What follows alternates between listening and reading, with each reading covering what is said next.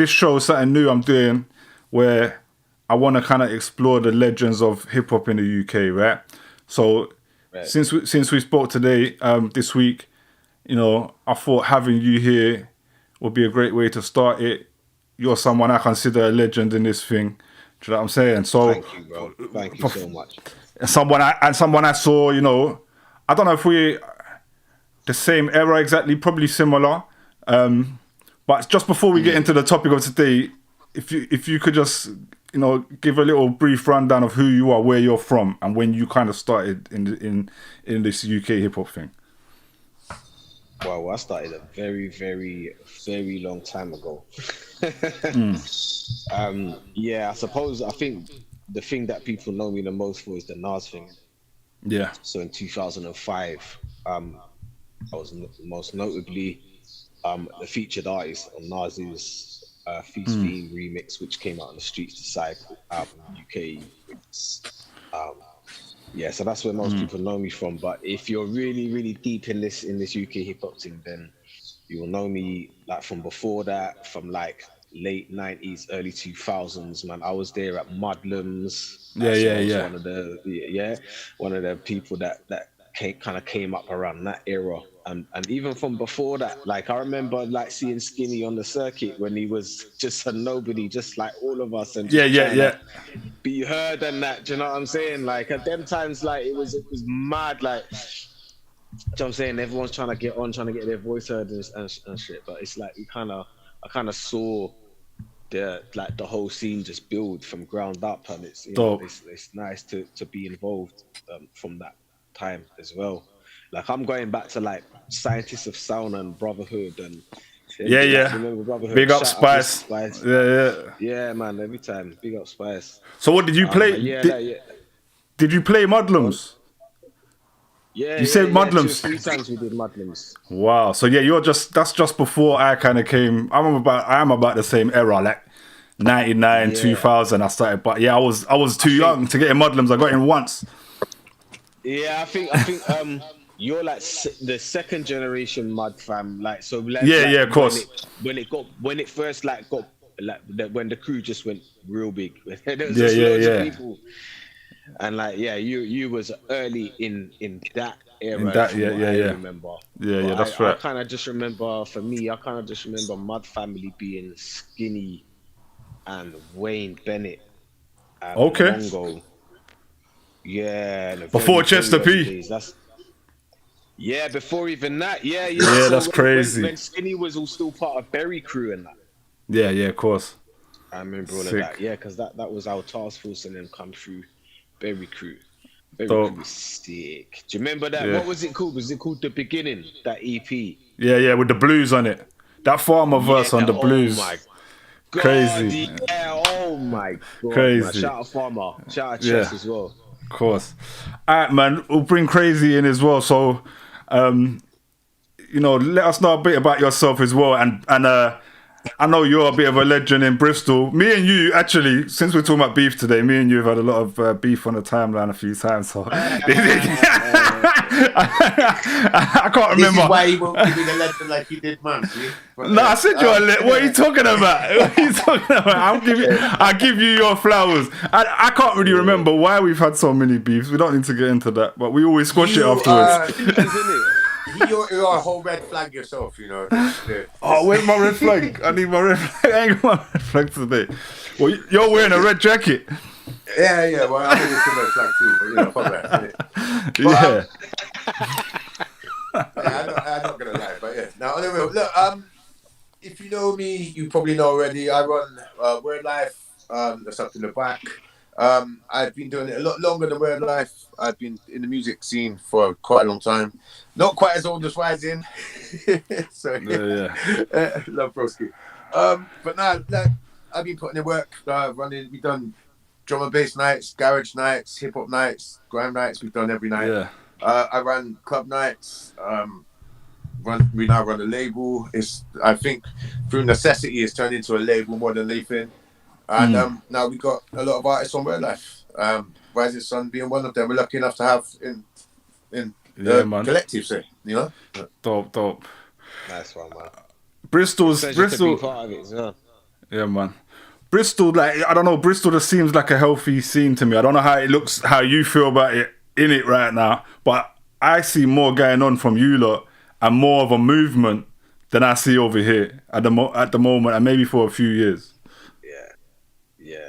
Do you feel like that? I'm from there as well. Like, I'm from London originally. Yeah, of course. Then moved to the West Country, and I dipped out of music for like 15 years, like, so I could just focus on being a dad, and like I tried, you know, I had to be a family man for a little while, you know, and there was a few things went on, obviously, like my partner's mum passed, my children's mum passed away and all of that stuff, so it kind of all of that kind of took me out of the game for a while, plus mental health and stuff like that. But yeah, you know, I jumped back in last year on the Bristol scene. So yeah, I kind of just linked with Krazy. We knew each other for a couple of years before that. And he was like, literally, when I said I'm thinking about jumping back in, he was the first one to say, yeah, and I got you. I'll I'll do anything I can to help you out. So flowers to Krazy as well, man. That's, yeah, man. For having my back like that. Much respect, man. Nah, it was needed. I think when you recognize that someone's a talent, as you say, a legend from back then, and probably just stepped away from it for certain life reasons, sometimes you just need someone to bring you back in. And what he's been doing is incredible, and what he's got coming is ridiculous. So yeah, man. Looking forward to it. Let me just shout out a few people in the comments, and then we'll get into the next. We got Calamist781. Hey, my dudes, all day long. I know you got a bunch of your people looked in. Shout out to King of Sting, who said free Oldham. King of Sting is this is going to sound mental to say, but he's like the resident racist in the comments. He comes here and fuck. Yeah. He's like that, because I call that racism all the time. He's like a racist guy who likes to come and argue with me about this stuff, but it's very confusing dynamic anyway. But yeah, he's saying free Oldham. I think he's saying that. Why are you giving him your time, fam? I'm not giving it. Maybe block him, innit? You know what I mean? No. He's I terrorize him all the time. I'll send you a video of him later where I exposed him all over the timeline. Don't worry about that. But he's saying free Oldham. He's saying free Oldham, I think, because the white people are oppressed there or something like that. Anyway, forget King of Sting. Arms House said Bristol has always been been great for music. Casey Connolly said big up Shellers. That's his missus, I think. So look, they're fans of yours. I'm saying, even though I'm like calling him out or whatever I'm saying. Yeah. Social conscious said F you the DVD. Is that an old school thing? Yeah, that's the DVD that I dropped in like 2006. Iggs the Great said, what time is it? Dead time. Krazy don't know about toxic ish yet. And believe me, Chris I know Hayes. enough about toxic. Yeah. I just know we've got so many hours in the day, innit? I'd rather use them wisely. So. No, I feel you. But you know what I do over here is wind. These guys I wind them up. They're part of what makes the channel work. Do you know what I'm saying? Yeah, exactly. And then this is why he carries a red flag.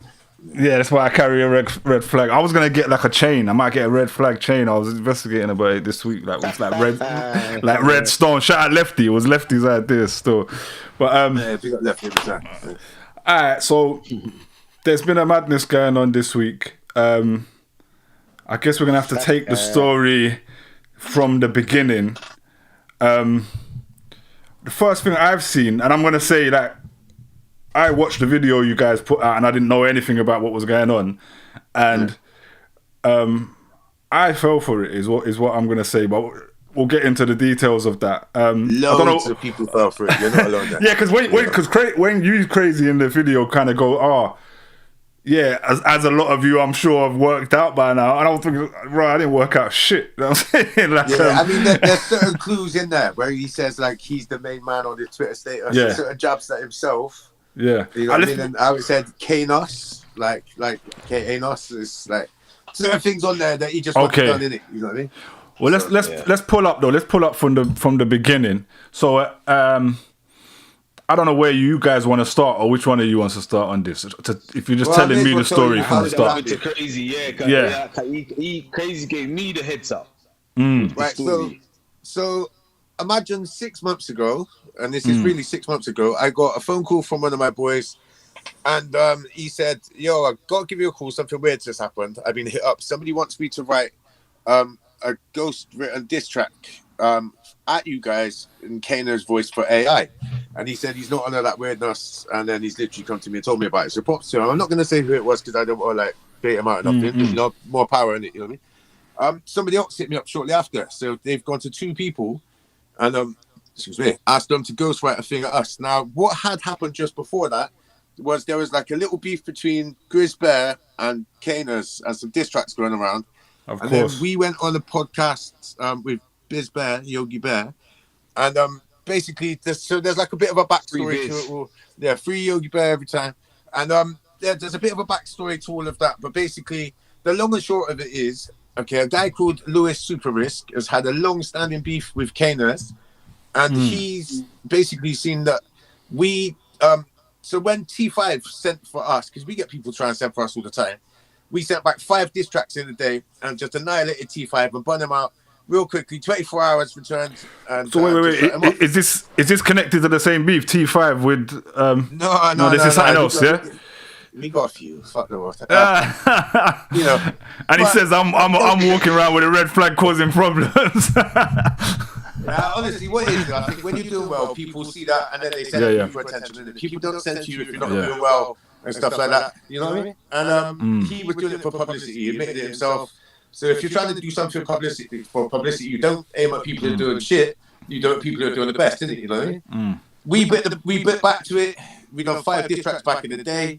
And I think that basically gave Super Risk the idea that if he does a diss track from K Ners to us, we'd do the same thing to him and switch on K Ners and do like 5 diss tracks in a day or something like that to rip K Ners apart because secretly he hates K Ners and he's got a beef with him.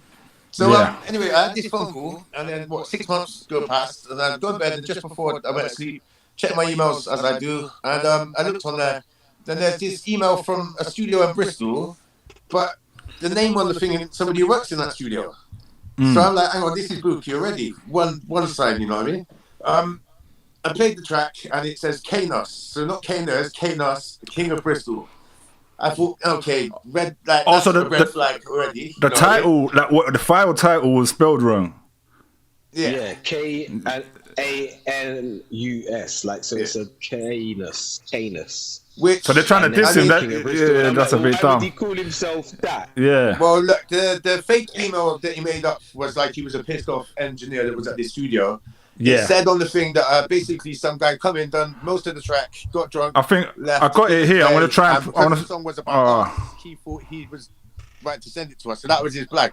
So this guy, Super Risk, he's gone through already the rigmarole of making fake email accounts, to fraud in the studio in Bristol to try and bring them into it, you know what I mean? Yeah. And basically incriminating that and then sending it over with a fake story. So I played the track, and then like I'm listening through, and I'm listening, and I'm thinking, okay, this is kind of dead. This is a kind of basic, you know what I mean? It's all kind of a bit, and it sounded too engineered to be K Ners, if that makes sense. It sounded too clean.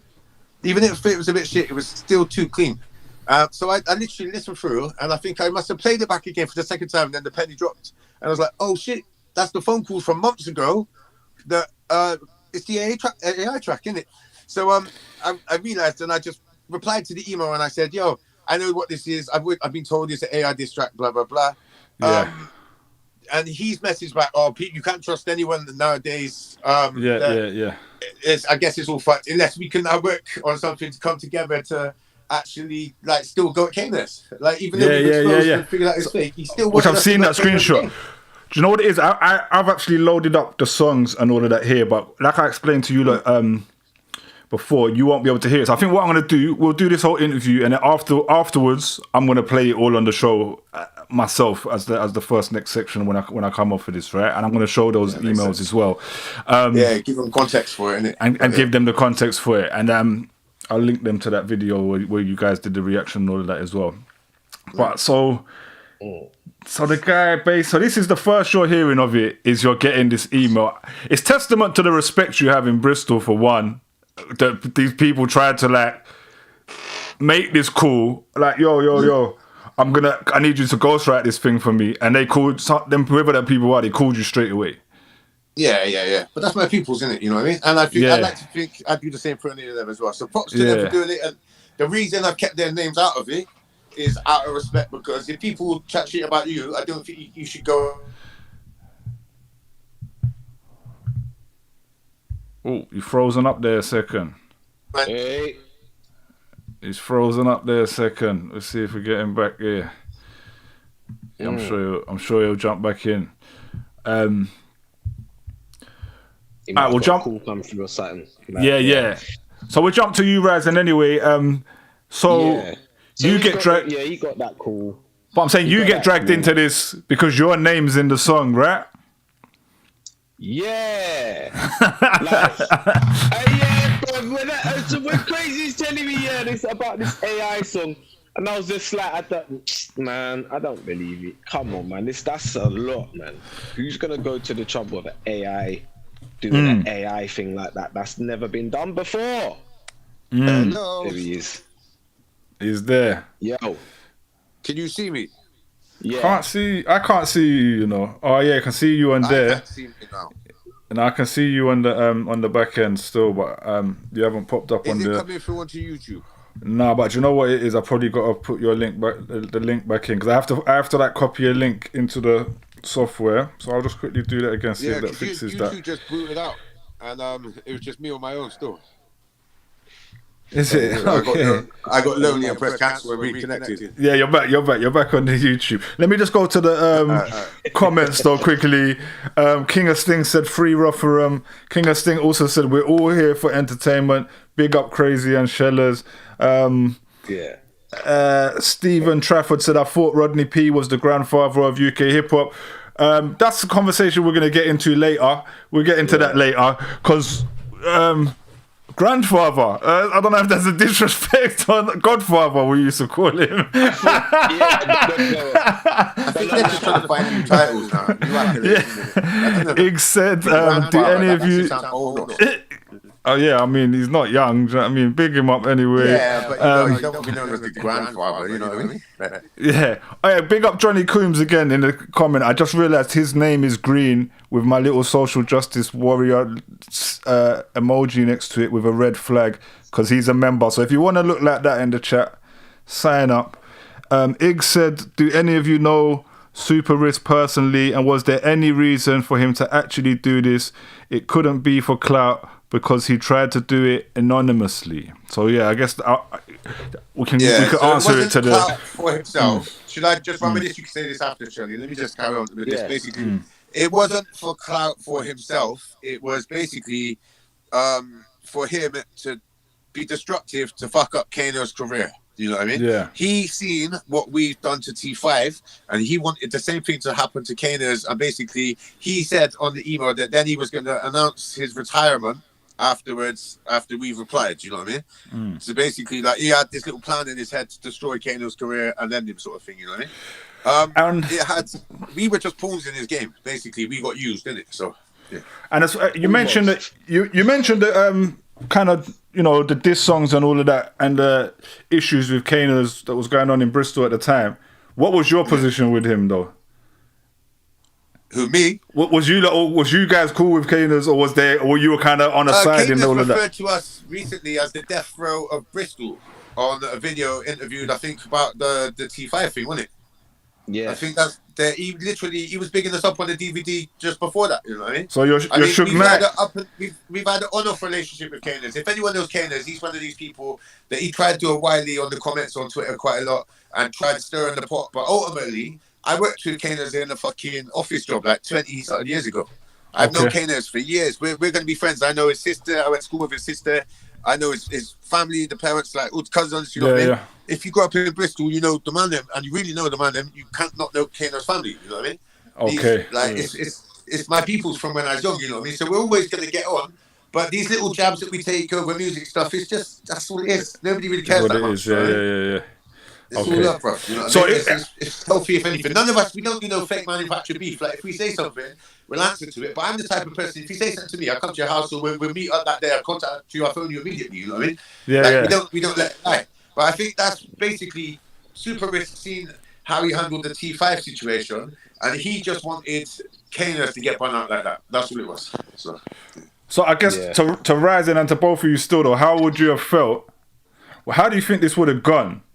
Actually, let's. I'm gonna save this question. Let me just go to Rising because before you came back, I was just asking Rising. So I guess he gets dragged into this where his name gets mentioned in the song, right? Yeah. So now go on. No, go on. I was just gonna say, like, with me and K Ners, I've also known K Ners for about 20 years. Yeah. I remember when I first met K Ners, I think my ex was still pregnant with my first child. Do you know what I'm saying? Yeah. That's a long time. You know, she's 20 this year. Yeah. So, you know, it's cool. I think there's a little like upsettedness. I think a little bit like we're not on speaking terms at the moment, but that's still my boy. K Ners is still like, do you know what I'm saying? It's one of them things where it's like, I think we've had a little misunderstanding, and he's just said, all right, and has deleted me. But we're grown men. So when I spoke to him, when I sent him the track, and I spoke to him, and I said, look, I know there's this little thing. For me, this is just little shit. And when you get back off holiday, like, let's talk about it. You know what I mean? And he said, yeah, nah, it's cool. It's all small and petty, isn't it? At the end of the day, it's brotherhood over everything. Yeah. And that's one of my mottos of life. It's brotherhood over everything. So if we can't get over it as brothers, then... So big up. Yeah, that's good just to kind of set the stage of where we're at. Big up K Ners as well, because he's a legendary UK rapper as well. I've probably known him that long. Last time I was in Bristol, he pulled up. You know what I'm saying? I think out of everyone in Bristol, he was the person in the scene that pulled up and come to check, man, and all of that. So, but I tried to get a word from him about this. I shouted him and I ain't got through to him still. But who's the guy though? Interested? Yeah. You have kind of explained that to me. But so you've said the guy's name. So who is this guy that's attempted this thing? Super Risk, that's his name. He's been about, he's originally a Welsh guy from Wales. He moved to Bristol years ago and kind of was a DJ / producer, like bedroom producer. And he's linked up with the crew that was, I think, probably making the most noise in the city at that time, which was a group called Central Spills, which is just a collective of rappers, and they did like hip hop, dubstep, like, that kind of fusion there. And they made a lot of noise. And he, like I say in the tune, he begged it in it to get into the crew. He's, let me DJ for you. I know all the boys personally, you know what I'm saying? I think what it was And as well, he he was became the the barman DJ. at the Tube, innit? So I think that's kind of what got him in a bit. And the club was popping in there a bit. So I think that's what got him in a bit, you know what I mean? But, okay. But yeah, he wasn't one of the man there. He was never one of the man there. So he's got some kind of history though in the scene in Bristol, or because remember he served some good drinks. He definitely bought man a few drinks a few times. Yeah. Like when we were partying and doing the sex and running the show, I only just saw your comment. That's what it was. Cleaning up spillages. You say cleaning up spillages? Nah. You went from cleaning up spillages to launching missiles in villages. But did you feel like this about him before though, or? Bro, I didn't even think about it. Basically, someone smashed his girl and he moved away from Bristol about 10 years ago, and nobody's thought about him since. K Ners. Okay. So like, for me, it was a bit left for me because I knew him. Like, I know Risky. So I'm saying we're not like the best and closest of friends, but I've been took to his house to record some stuff. Hold on. Yeah, I've been to his house and recorded and stuff. But he see the Central Schools video. That was when I lived with Beto. He come to my yard, but I've never been to his yard, innit? So the video was shot on my yard, innit? When I lived with Beto. With him in And it. I think he was in that one. But I think that's the only interactions I really had with him like that, you know. So all right, basically, just to round up kind of the story explained, this guy has got a drama with K Ners. I don't know if we know what that drama is to do with, or He's whether we been should trolling leave. him online for like years, isn't it? And He's been trolling K Ners. Yeah. And you know what, whether it's just or unjust, I don't know. That's their thing, innit? You know what I mean? It's up to them. But I don't know. I'm not into this trolling thing. I think it's a bit sad, isn't it? You know what I mean? Are you sure? I don't know. I was going back to I don't know trolling, bro. I'm a real life guy, bro. Like, I'm telling you now, I never manufactured a beef. I don't get trolling stuff. No. On stage, I cuss you like that in real life. You know what I mean? Yeah, that's true. So will I though, bro. You know what I'm saying? But I kind of embrace the troll, innit? But that's only on certain issues. That's only on certain issues. But for someone to go to the lengths of AI, that's crazy. To impersonate someone to create a situation. Spent 6 months. It kind of goes, that goes beyond, you know. So he's put your name in it though, right? Yeah. He's put your name in it though. That's what he's on, man. An obsession with K Ners though. I'm surprised that Risky put my name in it. Well, I'm surprised Risky put my name in it, and I knew that K Ners would never put my name in it. I know that between me and him, like there would never be like a dissing thing, a diss track thing between me and K Ners. So I was like, this is bait. Like, so yeah, when he told me it was Risky, I was like, still surprised because. But don't you think he put your name? My relationship with him has always been like something that's like we're just cool, innit? So I was just like, why have you put? But he's put your name. Really must hate K Ners. Yeah, because he thinks you're gonna take his head off. That's why he's put your name in there. Yeah. I And mean, the truth in that. Me twice. And it was I also schoolyard stuff. Yeah, I think he definitely wanted Rising to go to him, but I also think that's a reflection from the T5 thing as well, because your Rising was one of the sickest ones to go to T5 as well. You know what I mean? So I think that adds from that. Okay, so let's say the question I was going to ask before, right? If you lot didn't clock that this is AI, and can you imagine what we'd have said about it? What do you think would have been the reaction? Like, what would we be saying? What interview would we be doing here now if we thought? Well, another thing, I want to say love to K Ners, yeah, but me and K Ners go back 20-25 years. And there's, as you can imagine, when you've got a friend in the game, who's someone that you've known and you've seen go through positive and bad things and stuff, there is a world of things that I could have said if I wanted to unleash on him, yeah? And I think, like, for me alone, never mind the rest of the gang, it would have been a lot of hurtful stuff. You know what I mean? Yeah. And that can't be good for someone's mental, you know what I mean? Mental state, having your life exposed and dragged up all for somebody else's enjoyment, you know what I mean? And that's what he wanted to happen, right? That's what he wanted. Yeah, exactly. He wanted us to rip him apart, innit? You know what I mean? He wanted us to break him down. And that's the reason is, like, the thing is, we've never gone easy. When we're having a clash, it's not a fake us. We're not setting no fake beef or nothing. So when we're shooting someone, we're literally breaking them apart. Yeah. As you can see. As you can see, and that's what we'll get to next. So I guess we'll get to what your response has been, Rising, and what made you decide to you basically said, right, I'm not making a diss song to K Ners because K Ners ain't dissed me, so I'm gonna make the diss song to the actual guy. Yeah, like it took a few minutes to hit me really, and I had to listen to it a good couple times, and I was just like, yeah, hold on a minute. This is really bad. For me, it wasn't really what he said about me. What he said about me was funny, and that's what you do in diss track battles. Do you know what I'm saying? It's like, oh, where's your hairline gone? And blah, blah, blah. It's all schoolyard stuff, and it was pretty funny.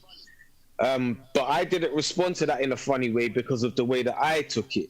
And yeah, so for me, it was more a case of, hold on a minute, you're impersonating someone that is a brother to me, and you're making him say these things and diss me.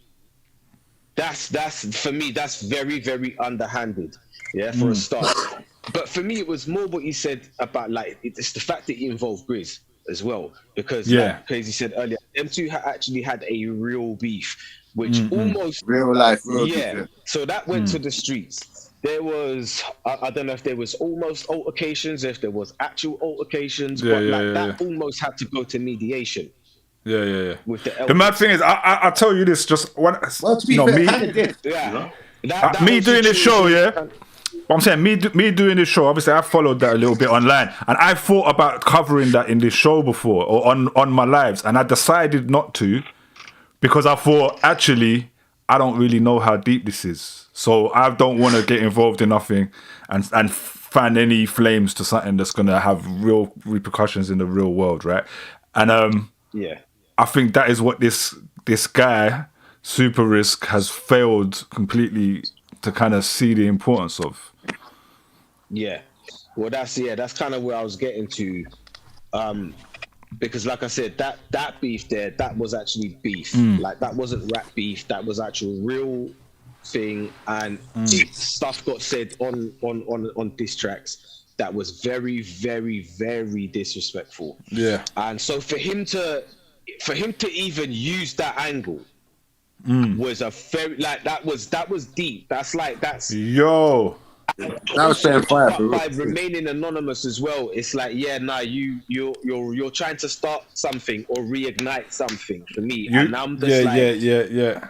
So for me, viewing I think the it, Squid Games analogy was great. So the Squid Games analogy was like, look, in slavery, right? The masters used to, in the dead of the night, used to go to the barn.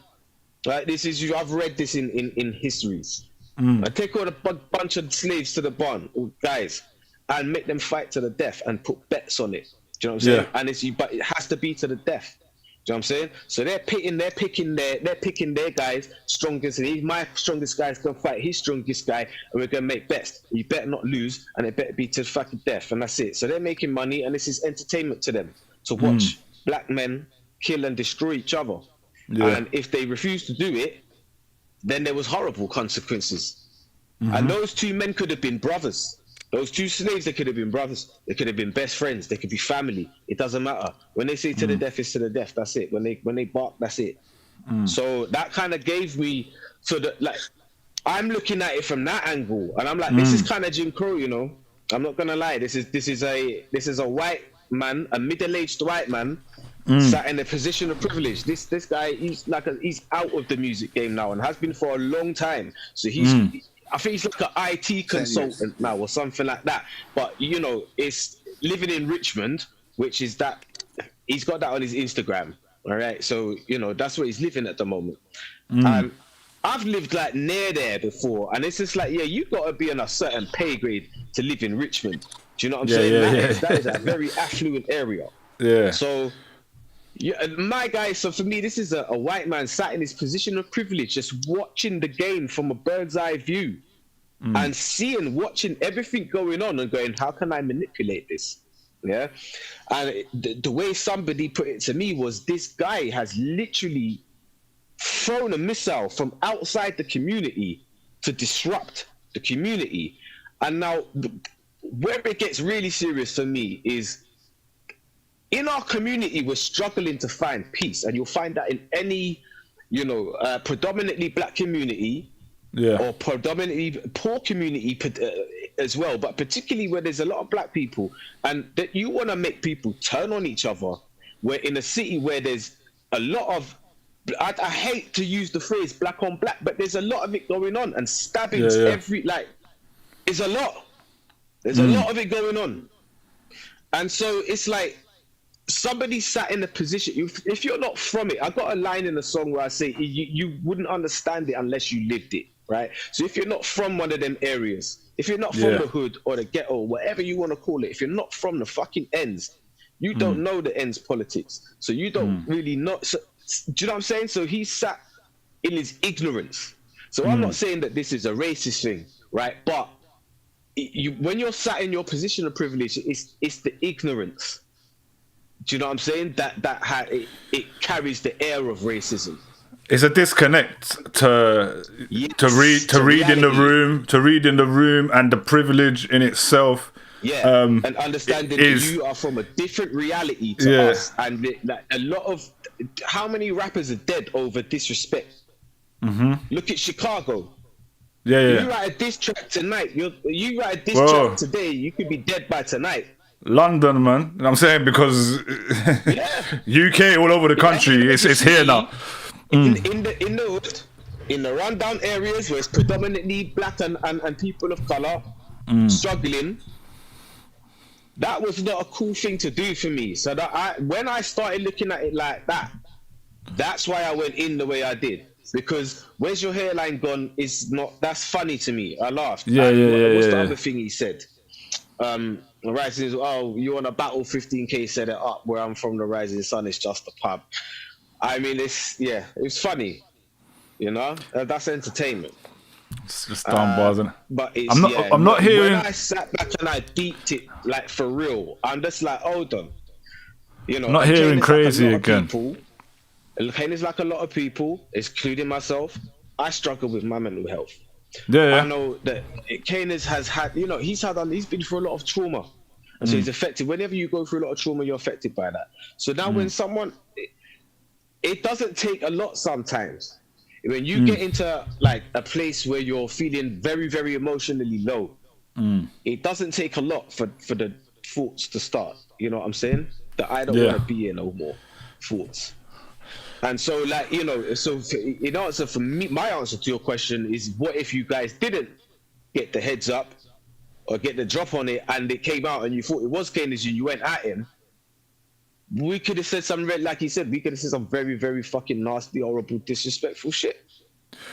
I think something we could have said could have pushed him over there. I said it in a bar in the song. What if we did? What if that did come out in his name and we did reply? But he was going through some shit at the time. Yeah. And that made him just say, do you know what? I don't want to do this anymore. I can't take this anymore. And jumped. Left his kids behind, left everything behind. There's so many different scenarios. There's so many scenarios that it could have played out. But you've definitely made a great point. Even just on the level of the disrespect, I can't hear Krazy anymore. You hearing me, Rising? I can't hear him or see him anymore. But I can see him, but I can't hear him. I mean, he's still on the live on YouTube. I can still see him on the 1 sec. Is he muted? He says I can see it says it's muted, but it's muted his end. Yeah, I see that little red mic. Yeah, like you can see that, innit? Maybe he'll come back. He's coming back though, I think. There he is. There he is. Yeah, but I got to put you back into YouTube quickly. You should be back now. Me, I don't usually deal with what ifs. I think Krazy's been trying to talk for ages, but I wasn't hearing. We weren't hearing you for a minute. But I think you both touched on something. Even Krazy said it before. Was like, you know, if I ended up thinking that K Ners is dissing us, real deep personal stuff could end up coming out, and that's already happened in some of the previous things. So you're right about how mad that could make someone respond, or how mad that could impact someone's mental health on like from all sides. You know what I'm saying? That's wild, man. Yeah. And you know, I don't really deal with what ifs, but in this scenario, it's a bag of what ifs. No, you have to. You have to in this one. Like the potential ramifications when you look at it from the angle I'm seeing it, bro. Yeah. Hey, there's no positive outcomes, is there? It could have ended very badly. Yeah. So you know, I'm trolling shit ain't good, you know. Yeah. I mean, trolling to that extent, that's real. Yeah, that's real trolling to a crazy extent. Yeah. 6 months making a song. That's mad. It's more than trolling, though. It's beyond trolling. It is beyond trolling. It's like he's literally tried to set man up. Do you know what I'm saying? He has tried to set man up. He wanted harm to come to K Ners in some form, whether it was verbal or physical. Yeah, and if it, because of some of the things he said. Let me get to a few of the comments quickly, and then we'll continue because there's been a load of them.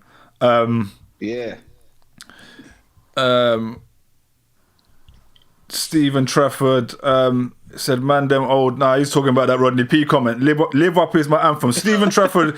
Stephen Trafford is a new viewer of mine who's really into like the UK hip hop's history and stuff. But I think he's only discovered my stuff. So just to let you know, Stephen, that Live Up song also features Big Ben, who hosts my podcast with me. He'll be back in the country. He's doing so very soon. We got, I can never pronounce this name, Kedamawi Essine. Got shown about this drama yesterday. Central Spills effed up big time. He's going to get chinned when somebody sees him. I don't know who somebody would have been. Bristol band. Let's see how Social Conscience said, I don't think it would have had anything to do with the rest of Central Spills, in my opinion. Nah, it wouldn't. We know that it wasn't. Yeah, And then- Well, listen to this, right? Super Risk basically, Krazy and I both spoke to him individually, separately about this scenario, right? I was going to ask that, yeah. He basically took the whole rap himself, right? So that's either true or it's not. So either he did actually write and create the whole thing over like 6 months, or he had help with it. And I don't want to sound none of us paranoid, know but what he's happened. asked 2 people for help. Then I found out down the pub that he spoke to other people about it as well. I think there's somebody else. Bro, I don't want to sound I said paranoid, this to if Rising you on the want to go phone. right, yeah, grow some bollocks, send for us for real, see what happens to you. Innit? Bro, He did the challenge already today on my story, fam. 15. Yeah, well, here's another one. Yeah, So, set yeah, up. see what happens. Try it. oh, that's because he said 15K in the song. Is that, he said. 15K set it up because where I'm from, Rising Son is just a pub. So I'm just like, listen, that ghostwriter, yeah, come. I don't need 15 bags, bruv. I'll do it for a cup of tea and a slice of red velvet cake, fam. Let's go. Quite specific, quite kid though.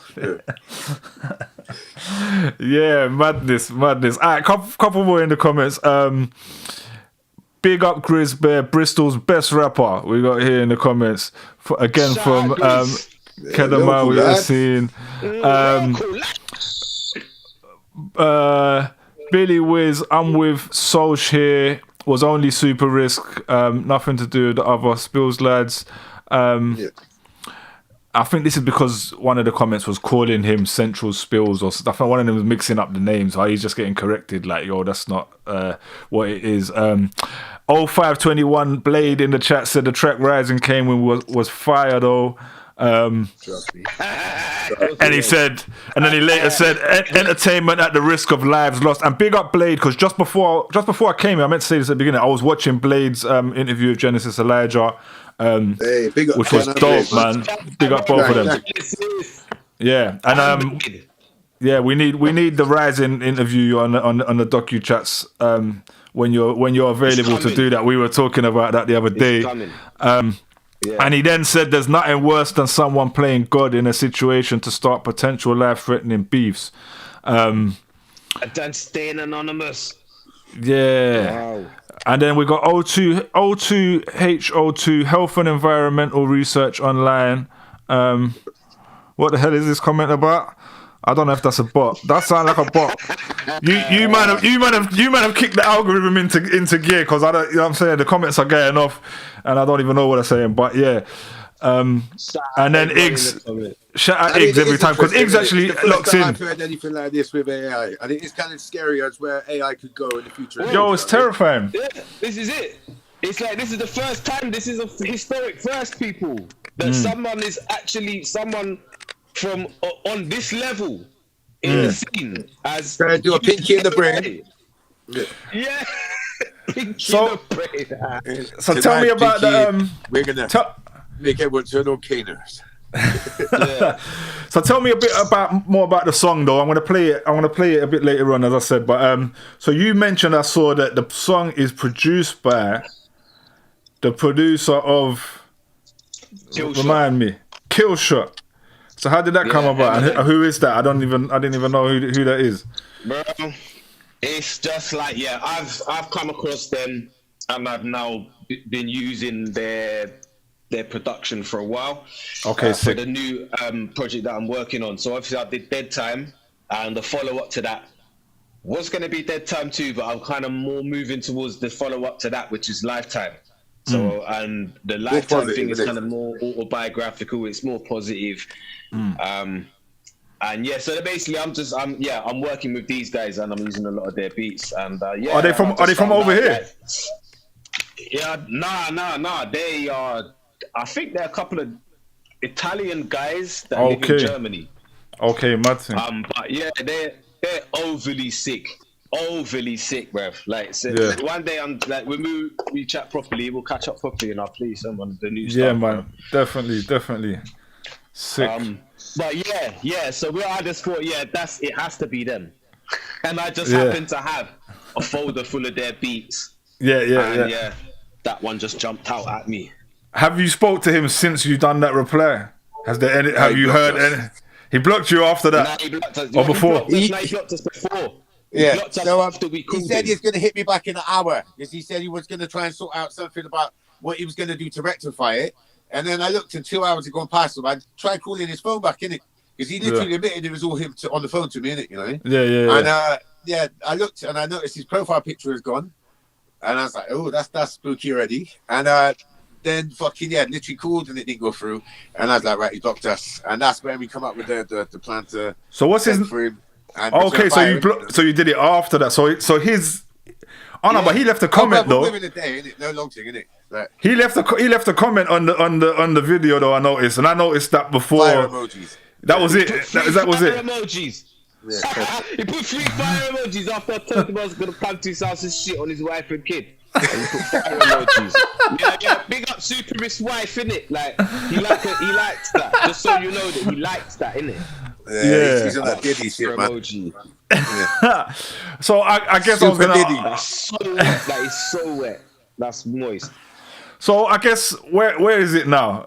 Like this is done. You've shut him down. He's banned from Bristol. Or what do you want to happen next? Do you want him to come out and do something to rectify it? What do you want to see from him? He basically scuppered his chances of that by blocking man. So he basically ruined his channel to sort it out. He cut that off himself. Do you know what I'm saying? So that's all that was left then was to just tuck him in, innit? And it's just like, right, we're not going to London to look for man to knock on his door over this shit. Door to door in Richmond. Yeah, no, it's cool. All right. So you want a diss track? All right, I'll give you a diss track. Yeah. Going back to, I want to go back to what you said though about the kind of the privilege element of it. Yeah, the Jim Crowiness. The Jim Crow element of the whole thing.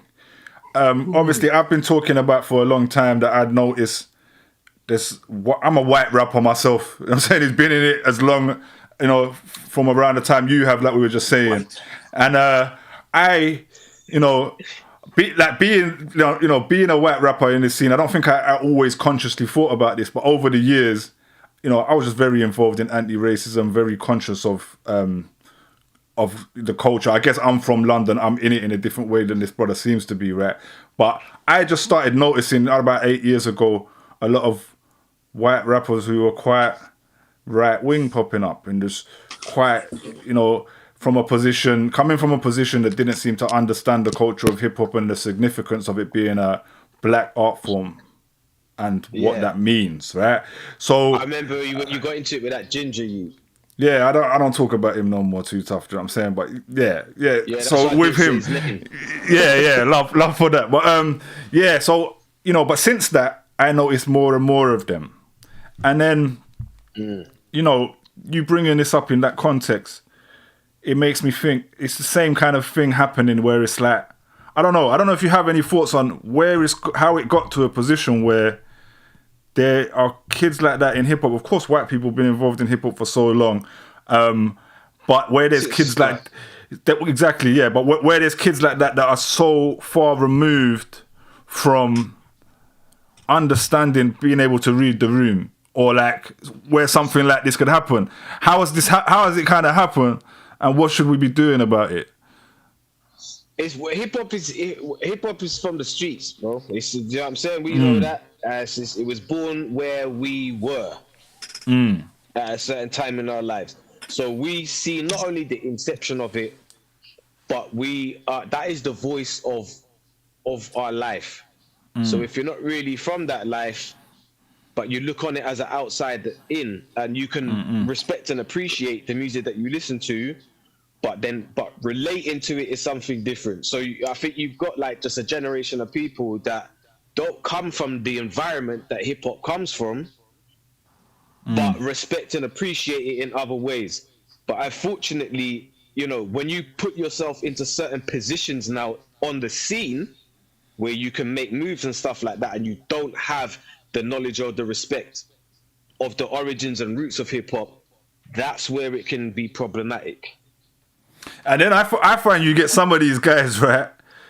you get little like, you know, I started noticing there's pockets of the UK where there's, you know, it's mostly white people that live there, so they're creating these pockets of hip hop in those areas, and they might not have any understand. They're areas that might be affluent even, or not really. They ain't got no hood elements where they're from. They don't have the same struggles.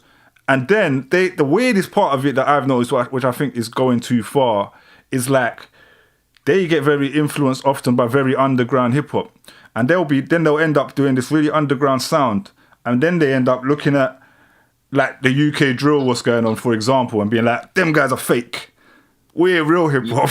And it's like, yo. That's what happened with us and grime. So when I noticed it, I noticed it about 20 years ago, bruv. When okay. Like, it was this weird, like there was grime. Only certain rappers got all of the light on the UK hip hop scene, and none of them were black. And then all of a sudden, grime started to rise, and you know, got more popular, and so you had grimy rappers going to these UK hip hop events and getting booed for talking about the roads or streets or the life that they live, because the whole audience is now completely switched around, and it's all now people that don't understand that culture. They've gone there to see these artists that they relate to, but they can't relate to the grimy shit. So I see man getting booed off, and it's mad because when I first came into the game, I remember it being the other way round. You saw it like I did. Booed. Yeah. Man getting booed because he was white from the minute he walked on the fucking stage. And I, as a mixed race man in the crowd, I'm like, yeah, nah, that's dark. Yeah. But then he would open his mouth. And you see him turn it around. I seen him one time. I seen him turn about half the crowd round, but they were still quite questionable. Like, nah, I don't know. Yeah, all right. And then he busts out into this ragga chat, bro, and it sounded authentic. And then at that point, the whole crowd was like, done the dance. He was sick. He's sick. And this is what's mad on the history thing, right? Because this is when I realized those right-wing white rappers were around. I actually started thinking about that, and I saw it happen like you did through that timeline, from Skinny Man, Task Force, us, Mud Family, and then the scene kind of changed. And I think in a mad way we inspired a whole generation of like white rappers to come out. That actually, and I've seen Chester touch on it briefly, I've seen Farmer touch on it briefly, but I've never seen them really. I've seen them do it in interviews where I think the interviewer wouldn't really quite catch what they're even saying, or we're a bit too scared to push it. So I've spoke to Farmer. We're going to do an interview at some point soon where I want to really have this conversation, because I don't think that scene did get kind of whitewashed. And it happened in Bristol as well. Exactly the same thing happened. Yeah, there was a big disconnect from what was happening on the streets, and like your urban crews and St. Paul's and stuff weren't getting bookings by the people who was running the town nights, and it was all just skateboardy or backpacker kind of hip hop that getting played. And then the clubs didn't want to have the people from the streets in. You know what I mean? So they it's like, we're doing a hip hop night where they play like loads of 90s hip hop sort of stuff like that. Yeah. And then have a few guys that were the least hood ever just doing some friendly, super accessible white person rap. You know what I mean? And it's just the whole pocket. It's different. You know what I mean? Really different. It's mad. You know it's mad, man. Push the real hip hop out of hip hop. You know what I mean? Yeah. That's what happened to the UK hip hop scene, I feel. And some of us never might have felt, that attached to that scene anymore. And I think that's what kind of pushed that scene to the side. And that's why. And then the UK rap that came later. And it's just interesting that this story that's happened with you guys, I think clearly kind of plays some kind of part in that. I think that the fact that it's too late now, it's happened, right? But the fact that was managed to happen is how we got here in a certain sense. And me talking about this and us all beginning to talk about this more, I think is just important, because I think, I don't know, I wanted to make a documentary about it at one point. I don't know what the answer is fully, but I think we just got to keep speaking about this and how it happened. I'm gonna do it in this show all the time, and when I get the right artists, I'm gonna bring it up with them. There's definitely a disconnect between the culture and its roots. Yeah, for sure. I feel like the way that I said it one time before was the culture and the money-making aspect of the culture have been separated. So on the upper echelons, they're only interested in the money.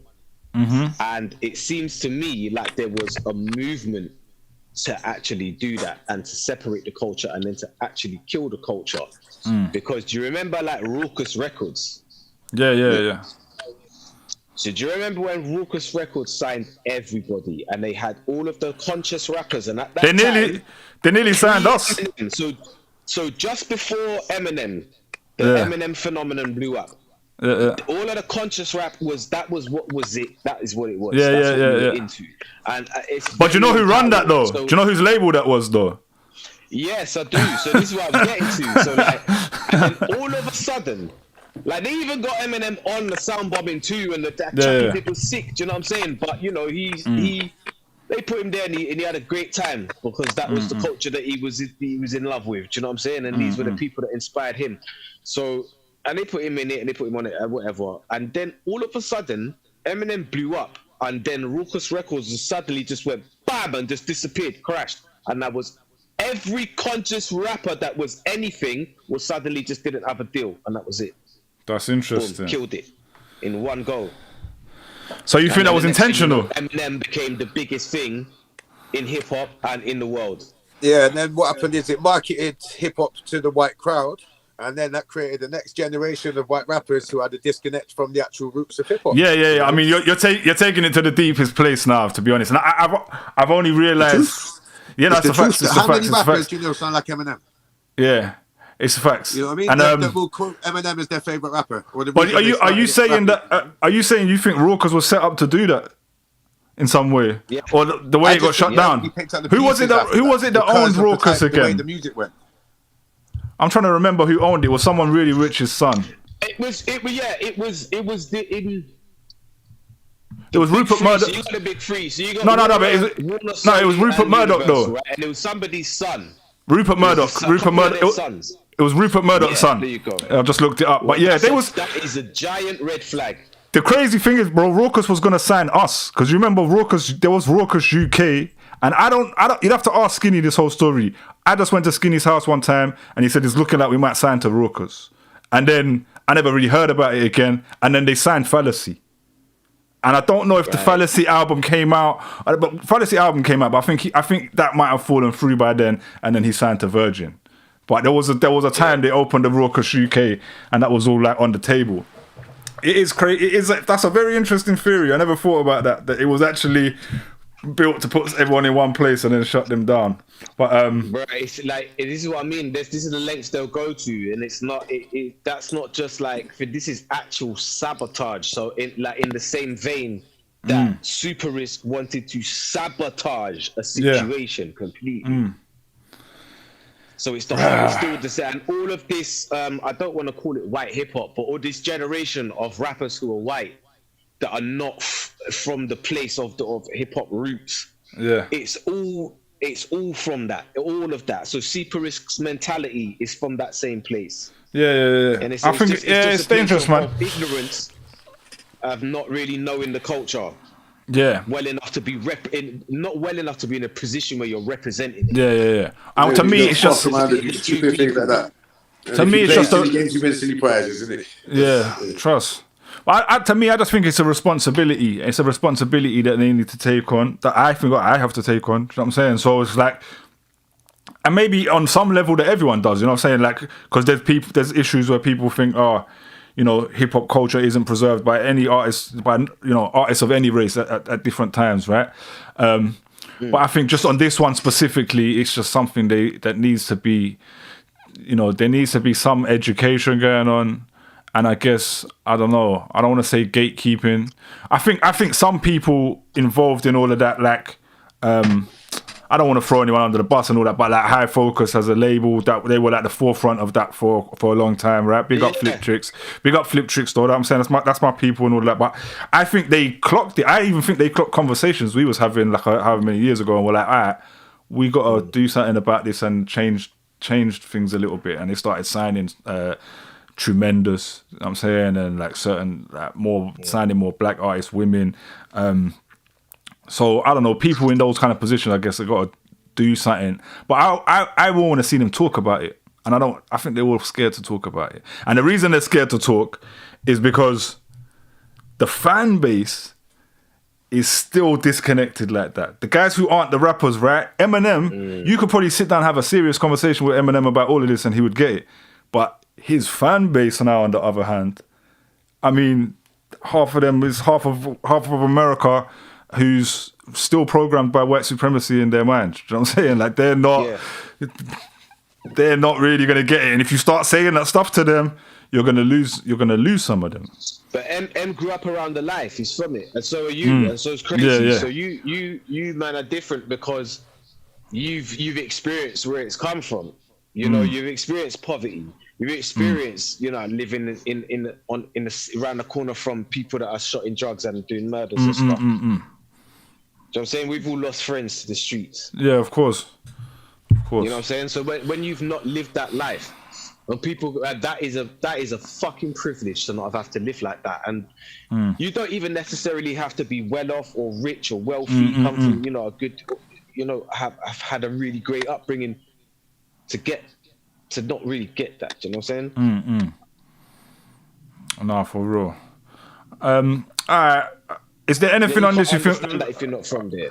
Yeah, that's what I'm saying. You can't, you won't understand it if you're not from it.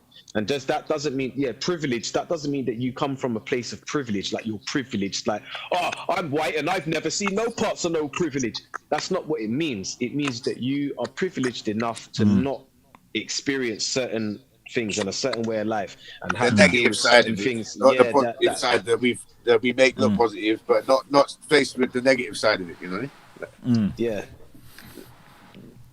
Nah, I completely agree, man. We got Iggs said in the comment. I want to just get to Iggs's comment because it was just a question. I think we kind of touched on it a bit. I can't see the comment. There's a number of comments going on. So I think he was just saying, what is the solution? I mean, I touched a couple, but I don't know if you guys want to touch on that at all, and whether what the solution is to this kind of, he said, the whitewashing issue. Let me just say something quickly.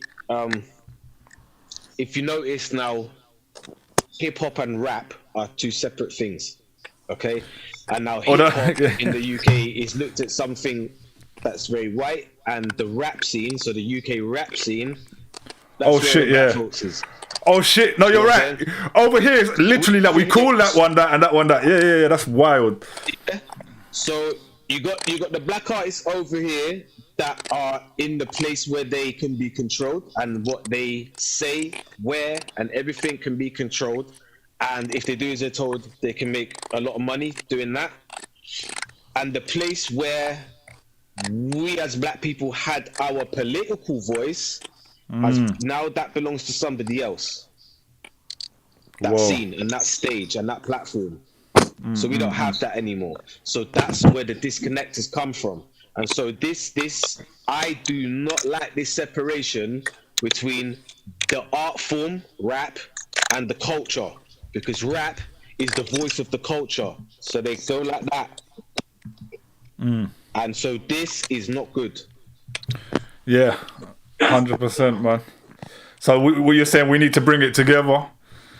We need to bring it together, and this is why, like about 2-3 years ago, I started hashtagging Bring Back Mud Fam, because I know you know, bro. Back in the days, you couldn't you couldn't listen, you couldn't be whack, you couldn't be whack, and you couldn't be ignorant, and you couldn't because Mud Family's rushing your stage. So you was tagging that. Being whack. So is that how you? We've got to touch on this, of course. Obviously, is that how the beginning of you getting initiated into Mud Family is? Because I just saw that in your you write that online or in your bio or whatever. I mean, I'm sure you was Mud Fam forever anyway, but like officially. I'll tell you the truth here, though. I was always back in the days. Yeah, I knew, like everyone used to tell me all the time, "You're sick, you're sick, you're sick." You know, but you don't really.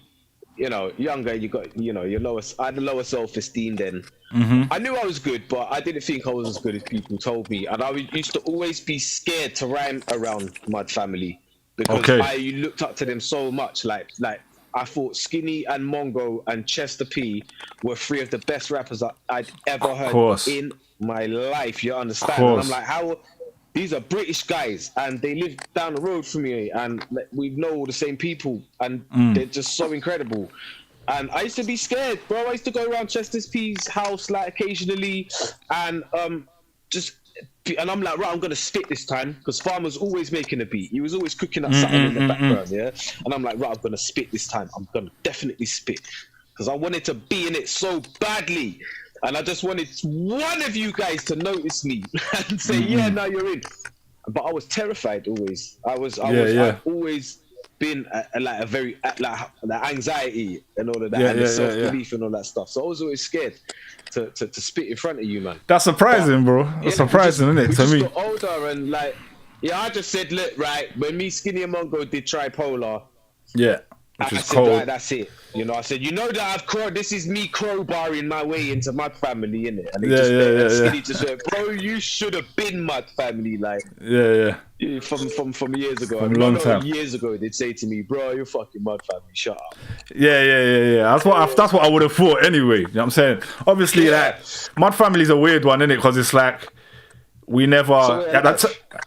exactly. And at that time of when it was most known as a music group, we done like a few EPs or whatever, but it's not really like an album made like that. It's beyond that, innit? You know what I'm saying? Everyone just done their own things. But my next thing, like, I've been just doing my own thing for so long, but recently I started thinking, I need to bring back the Mud Fam thing. So my next solo album is, but my next solo album is called Mud Baby. That's the first time I'm announcing this anyway, but I call it Mud Baby because I was like the young one in them times. So it's going to be me telling my story. And then I'm like, okay, I got to have all the features. You know what I'm saying? I'm going to shout you. You know what I'm saying? But I got to have Skinny. And you know what I'm saying? It's got to have a Mud, everyone on it. And it'll be my album, but it's like, boom, I got to bring that element back. Because I started messing with other kind of music over the years. I haven't done that in just back in that, raw kind of hip hop we started with. But, anyway, I want to just touch on your ADHD label and anything else that we've missed, man. So talk to me about that. I got diagnosed 2 years ago with a bag of mental health stuff, and they got me on antidepressants and antipsychotic medication and fucking Ritalin and all of that stuff for the ADHD and all these several conditions. I got bipolar. They diagnosed me with bipolar, with bipolar disorder, which is hence the antipsychotics.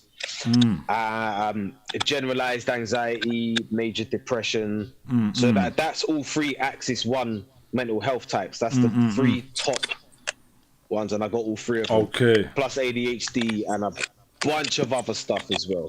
And so that was mad finding that out at my age. At the time I was 46 when I found that out. I'm saying I'm 2 years down the line from that now.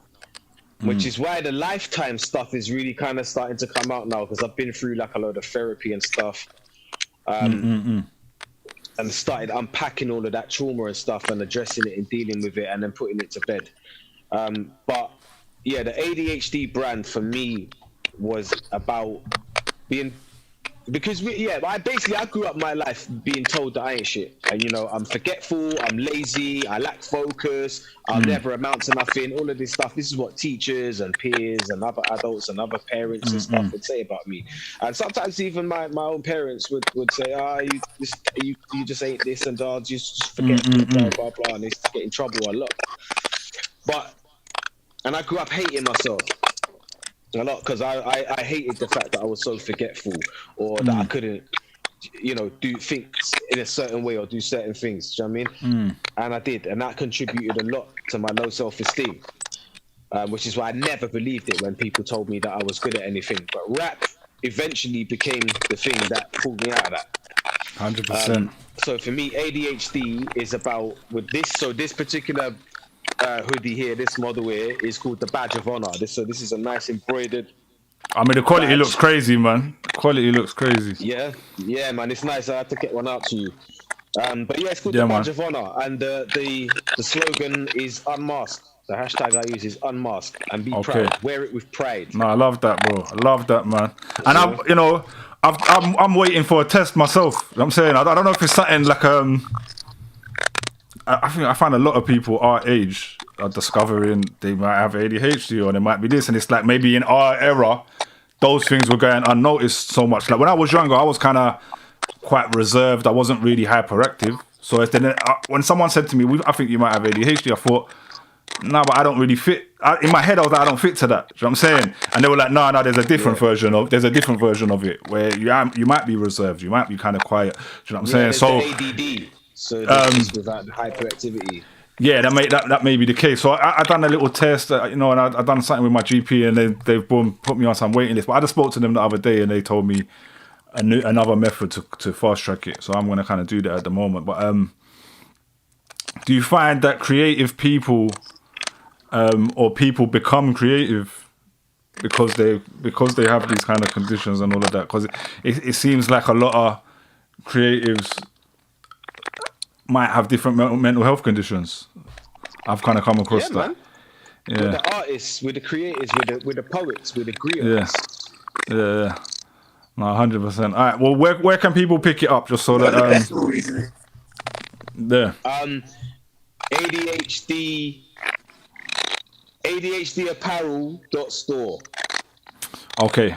All right. ADHDapparel.store. Everyone look that up. Yes, All right, Chris Hayes asked an interesting question in the comments. What good does getting all of that diagnosis do? And someone asked me this about me trying to get it the other day. But so you've had that already, and do you feel having that diagnosis did something good for you? Yeah. It gave me the clarity that I needed. It gave me clarity, and it gave me closure on a lot of the stuff that I had hated myself for because I just thought that I was stupid at the end of the day. And I realized that I'm not that. So, this has been a process for me of apologizing to my inner child for believing that about him. Yeah. And for 100%. Me, believing that about myself as a child. So it's kind of like, wow, and I was never any of that stuff. Yeah. 100%. I was just, my brain was wired differently, and that's it, and I wasn't alone in that, but I thought I was alone in that. No, facts. I see it. Yeah, I see what you're saying there. And I think for me, it's clarity. I'm thinking about clarity of it. Though I was talking to a girl recently who said to me she got diagnosed with some stuff really early, anxiety disorder and stuff like that. And she said that was the worst thing that happened to her because it meant they gave her certain medication and things, and they threw all these things at the situation, and that didn't work out for her. So I don't think there's a one rule for everybody. Do you know what I'm saying? Now, see what it did. Yeah, I get that. What it did for me is I was viewing myself from here, and what the diagnosis did was allowed me to view it from here, which is on the whole thing. Facts, man. All right, I don't know if we've lost Krazy again because I wanted to get Krazy back and ask him. Yeah. Can you hear me now? I can still hear him, but you probably have to add him back in. Yeah, add him back into the. Basically, I was getting some mad distortion. It just sounded crazy, so I had to log out and come back in. Oh yeah, do you know what? I've been hearing some clicking in the thing as well. I didn't know what to do. So it was It's been there for a while. Yeah. I was still hearing Rising well enough. No one complained in the. Oh yeah, it did say Ig said who's crackling. So there was some crackling for a little while, but I could still hear everything that was said. So it got to a point where that was looping up, and I couldn't hear nothing. Like, I couldn't hear what you said, so I just come back into it now. But if you want me back onto the YouTube thing, you're back, man. So Krazy. All right, then. Just before we kind of wrap up, tell me what you got coming up and what you're working on with Wordlife and everything at the moment, man. Right. So on the 7th of April, we have a 10-track album dropping called Lost in Space. It's got 24 different artists on it. So it's like a compilation? Yeah, well, I'm on every track.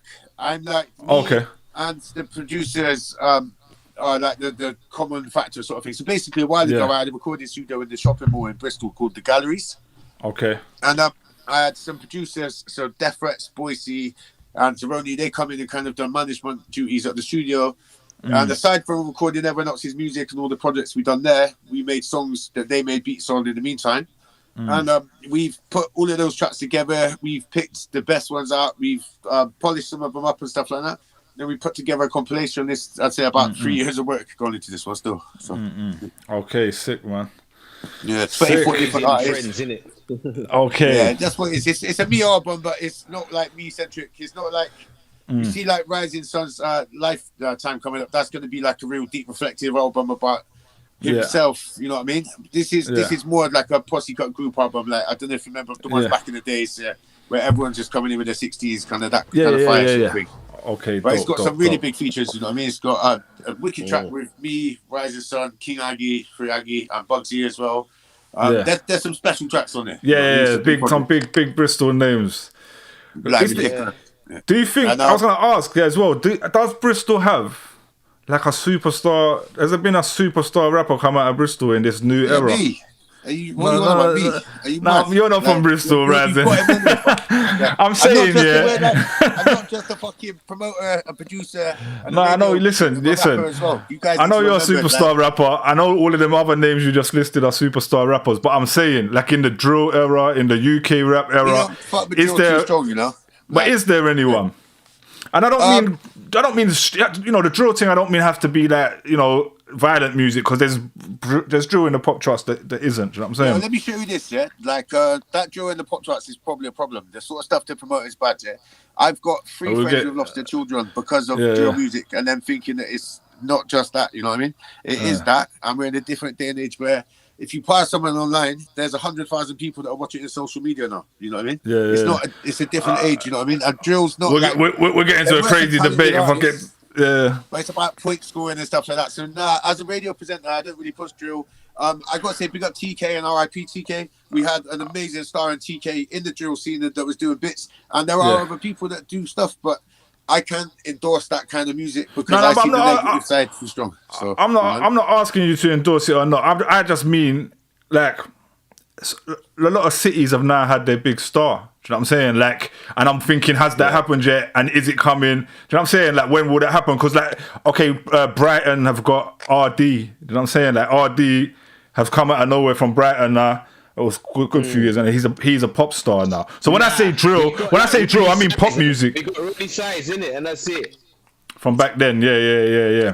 Someone told me Tricky was from Bristol the other day. He is from Bristol, yeah. So, but I mean, currently, we've had really big artists, and Bristol's always had. Always had. Yeah. I think like there's always been that culture. Other people, London artists, come to Bristol and they say that it's way better in Bristol for music. Yeah. Facts. And the scene here, they say they wish it was like that now. You know what I mean? So I think we've got that.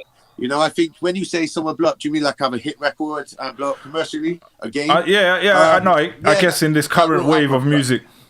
Bro, I think ask anyone around about, like, I'm not even trying to be big-headed, but ask anyone who's repping Bristol and who's doing bits in Bristol, and they'll say Wordlife or official recordings. And then you got Bugsy and you the 171s, and you know what I mean? I think that there's only there's teams out there that are really doing bits out there. Look at Wishmaster, he's going all over the fucking world doing bits. Look at Split Profits. They're going all over the world doing bits, you know what I mean? And maybe that's why you still have such a healthy underground scene. Because someone the other day was saying London ain't got no scene. And I was like, well, the scene is the guys that are in the charts that are selling out the big arenas. That is the scene now. The industrial side of things there. But if you look, like, see what we got now as well. We got this BS3 event coming up. I got a big crush on that, you know what I mean? She's opening the door for that, you know what I mean? That's a stadium booking in Bristol. Yeah. You know what I mean? So that's like, Crush is one to watch, you know what I mean? Big up Crush every time. And absolutely. And we need to be there supporting that, so, you know. I want to just touch on what you said a minute ago about drill, though. I want to ask you a question, right? I don't know if this is going to be sensitive or not, but I don't want to get into that. I don't need to get into that whole debate. I agree with you on one level. I disagree with that on another level. I do stand for supporting these youths in a lot of ways. But I came across something today by this guy. I'm sure you got... What? I'm joking with you, sorry. Terrible joke. What, I didn't hear it. It went over my head still. But I did, if you heard, write in the comments. Yeah, pick up. Yeah.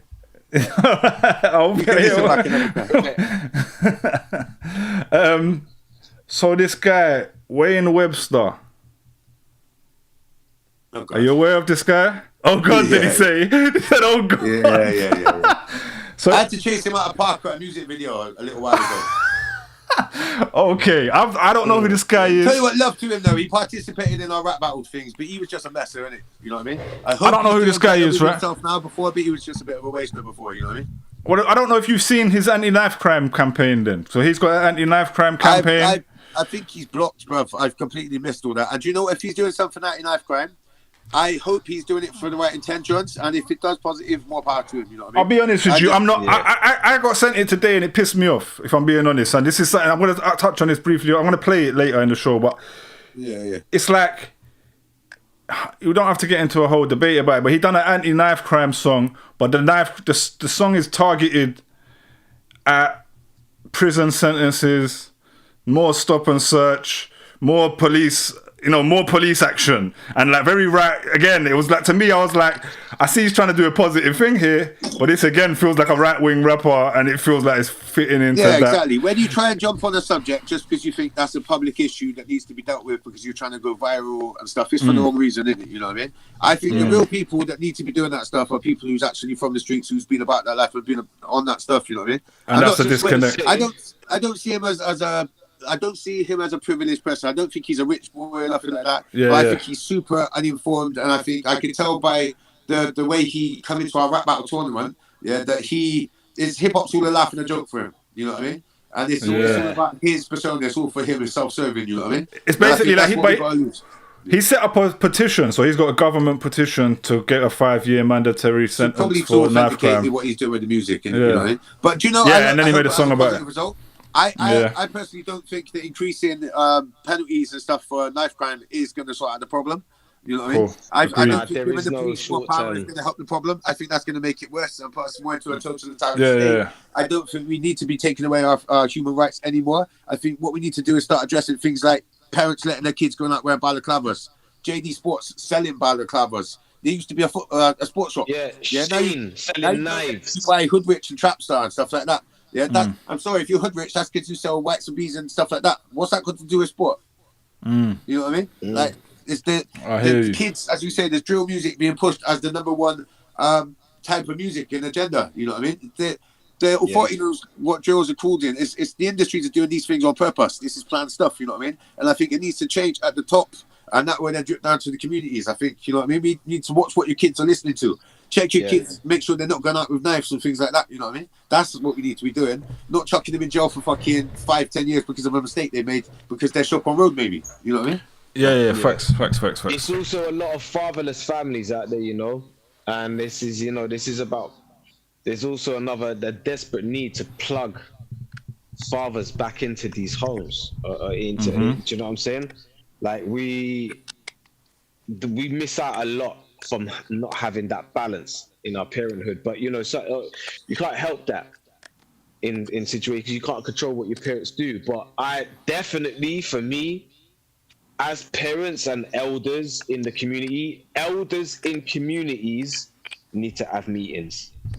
I need to come together because we need to start talking. I think we need to start realizing we are the elders, you know? I think we're hanging on to we're definitely the elders. You talk about the elders until you realize that you're older. Yeah, this is it. When do we go, okay, we might be the elders now? And this is us talking about it. You know what I mean? I think we have to address these things, and this is the new age we're in, and maybe this is the start of that. You know what I mean? And I think it's crazy. If you are watching this and you have a kid, because there's a lot of people our age who will have kids that are wearing balaclavas and carrying knives, maybe you're part of the problem as well. You know what I mean? Yeah. And it's little Jimmy just doing his drill song or whatever like that. Yeah. Oh, it's just music. It's not just music. Yeah. You say that until your son gets stabbed. You know what I mean? I'm kind of intentionally not challenging on these points because I want people to get off. But my thing is, it's way beyond and before music. Do you know what I'm saying? Because Faz Amnesty. Facts. Yeah. Listen, real work. That is real work. That's real. That is ground zero, going in on the ground level and tackling it like that. We need more of that. We need more of that. No, facts. All right, man. Is there anything else you don't want to shout out, or we ain't covered in the story? Thing, I want to say R.I.P. Raspandelli. Yeah. His 9 nights tomorrow night. If you have a look on my Instagram, you'll see about the 9 night. then also I would say R.I.P. Donald from Blue Mountain. Like that guy I must have done 100 gigs at Blue Mountain because through that guy, you know what I mean? And what he's done for the Bristol music scene is like always going to be remembered. So I would say R.I.P. love and respect to the family and everything like that. Respect. Yeah, I don't want to follow after that with promotion, but I may as well do it because we're here. Gangrene EP is out now on all streaming platforms. Go to the Wordlife YouTube channel. I do the radio show on Tuesday nights as well on Ujima Radio, 8 till 10. We have an artist on every week. We film an interview with them and we film a live performance with them. That's all on the Wordlife YouTube channel. So if you go to the Wordlife YouTube channel and subscribe, you get all that good stuff and new artists every week sometimes too, as well as the releases from people like Rising Son. You got Dead Time on there. You got the Dead Time EP. Be sure to check out the Dead Time EP and the Dead Time video. Yeah. Hey, also, yeah. So I want to say, big up to the rest of the gang. Yo UK, Cali Mist, X has got his Create My Own Lane EP. You got Cray Bristol, he's got a bag of EPs on there. You got Origin, he's got a bag of EPs. Impact Merv, he's got a load of music on there. Just keep looking on the channel, man. There's so much good stuff on there, and we got loads more coming in it. So yeah, man. Listen, big up. Yeah, man. Listen. Yeah, man. Big up both of you and big up the whole thing, the whole movement, man. Because big up everyone out there moving and shaking and doing their thing with my peoples. You know what? You know you are. I love you. There's too many of you to name. Free Aggie, free Biz Bear, free Yours. Free RC. RC's up tomorrow, gang. That's wild. But yeah, hey, look, expect good things from us. Rakes is back out now. We're on a mad one. There's a lot coming up, you know what I mean?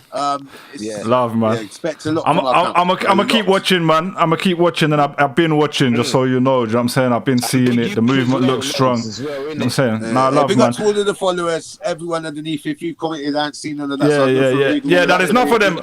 After this, now I'm gonna read out a bunch more of these comments now, and after I'm gonna, like I said, I'm gonna actually play these songs now. I'm gonna actually play. Yeah. Do you know what I'm saying? You could jump in here as well in the thing, because what I'm gonna do, I'm actually gonna go find a K Ners song. I'm gonna play a little bit of a K Ners song first, and then I'm gonna play that song. Do you know what I'm saying? So that they can hear the voice. When you commenting, man, be nice to K Ners. Remember, he didn't ask for none of this. He's been dragged into this just like we have. Yeah. And then I'm gonna play this song. Big love.